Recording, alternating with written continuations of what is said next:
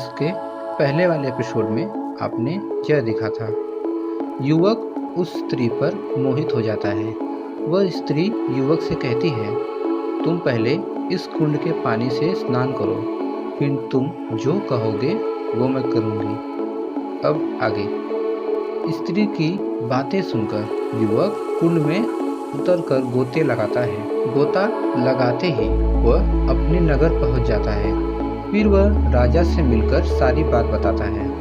युवक की बात सुनकर राजा बोलते हैं, मुझे भी वहां ले चलो, मैं भी यह चमत्कार देखना चाहता हूँ। फिर दोनों घोड़े पर बैठकर मंदिर की ओर चल देते हैं।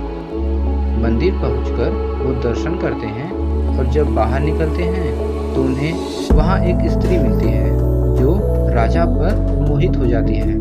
स्त्री राजा से कहती है, अब जो कहोगे मैं वही करूंगी। यह सुनकर राजा कहता है, तुम इस सेवक से शादी कर लो।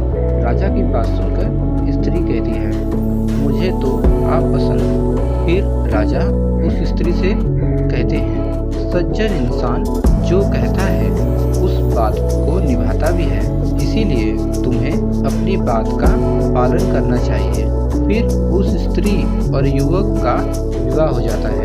इस कहानी को सुनाने के बाद बेताल बोलता है, हे राजन, अब बताओ कि राजा और सेवक में किसका काम बड़ा है। राजा विक्रमादित्य ने कहा, नौकर का काम बड़ा हुआ। बेताल पूछता है कि कैसे। राजा विक्रमादित्य कहते हैं, उपकार करना एक राजा का धर्म होता है, लेकिन जिसका धर्म नहीं था उसने उपकार किया तो युवक का काम बड़ा हुआ। राजा का जवाब सुनने के बाद बेताल उड़कर फिर से जंगल के किसी पेड़ पर जाकर लटक जाता है।